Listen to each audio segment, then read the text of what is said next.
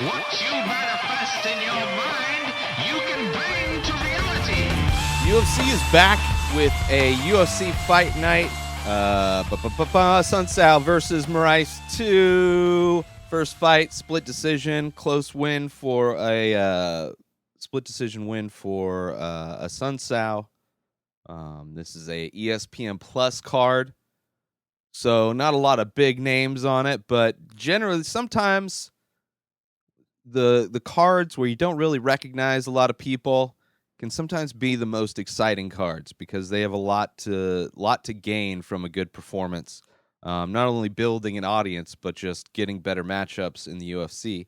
Starting off the year kind of slow rolling it after the first ESPN event, which last a couple weeks ago was a lot of fun.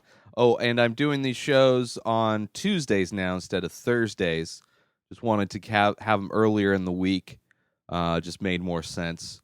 Do usually Mondays, I'll do usually a movie or something like that. So Tuesdays are now UFC, and then Wednesdays swipe up.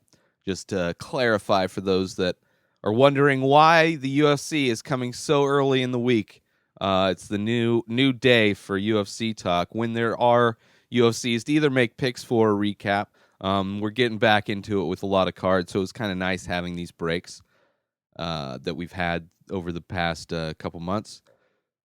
But this one, I don't know, man. I chose Moraes when I was making my picks earlier. It was a close fight. I think Moraes has got it.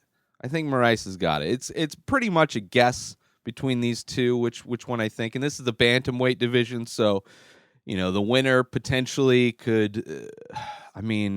If Cejudo goes, what I think's going to happen, what makes the most sense to me, Cejudo going to fight TJ at bantamweight for the rematch.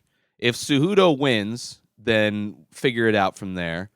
But if TJ wins, then I could see them doing the rubber match. I mean, I guess they could wait on that if TJ wins, do the rubber match at 125. That way, I know TJ would want to get that back at 125, and that would make the most sense to have him cut weight down to 125 again if it was to kind of solidify this rubber match between the two of them. But that's if he wins the rematch. But I could see Cejudo winning in the rematch also. So we'll see. We'll see what happens with the bantamweight division. So this is kind of like number one contender. I guess it's too soon. I'm surprised. This is one of those fights where the UFC normally would have had an interim belt. It seems like if this wasn't just an ESPN card, ESPN Plus card, I mean, if this was an actual pay-per-view, or I guess this would never be a pay-per-view, but yeah, they've just been throwing out interim belts like crazy. And this one would make sense while they would do that since TJ, there's a fly that is being super annoying for this episode. Just so you know, I don't have Tourette's. I have a fly issue. I have a bathing issue, cleanliness. But yeah, so I think Moraes has got it. Then you got Jose Aldo versus Renato Moicano. I got Renato Moicano. Jose Aldo has not looked good. He's been up and down. He looked good in his last fight. But I think he's close to retiring. I think he's just a loss away, another loss away from retiring.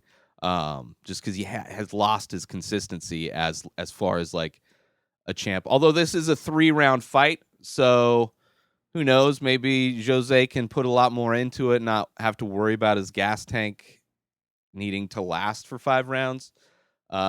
But I got my money on. I don't have any money, but if I had money enough to throw away on gambling, Renato Moicano, I think, has got it. Then we got Damian Maia versus Lyman Good. Damian Maia coming off 3 losses to the top of the welterweight division, losing to Kamaru Usman, Colby Covington, and Tyron Woodley. So like the champ.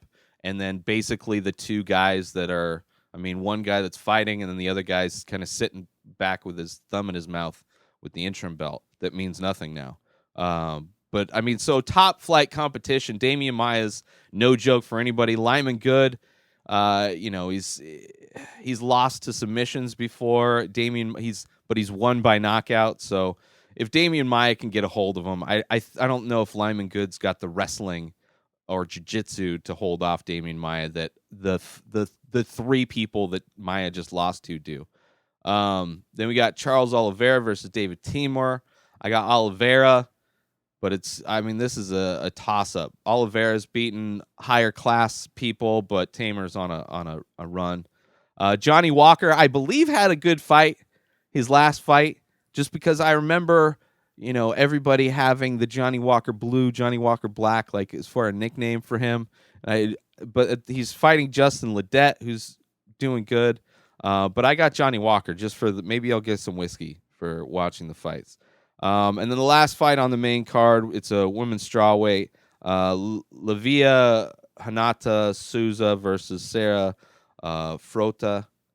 I got Hanata Souza just because she actually has a Wikipedia page. Although Johnny Walker doesn't, so I don't just pick based on who has a Wikipedia page. But Lavia Hanata Souza has one, and this other chick doesn't, so I'm just going to do that. I don't know. I mean, she's won a lot of fights. She only one she lost to was former Invicta champion, and I just put my phone away, so I don't remember her name. But that's this February's UFC from Fortaleza, Brazil. I'm looking forward to the card.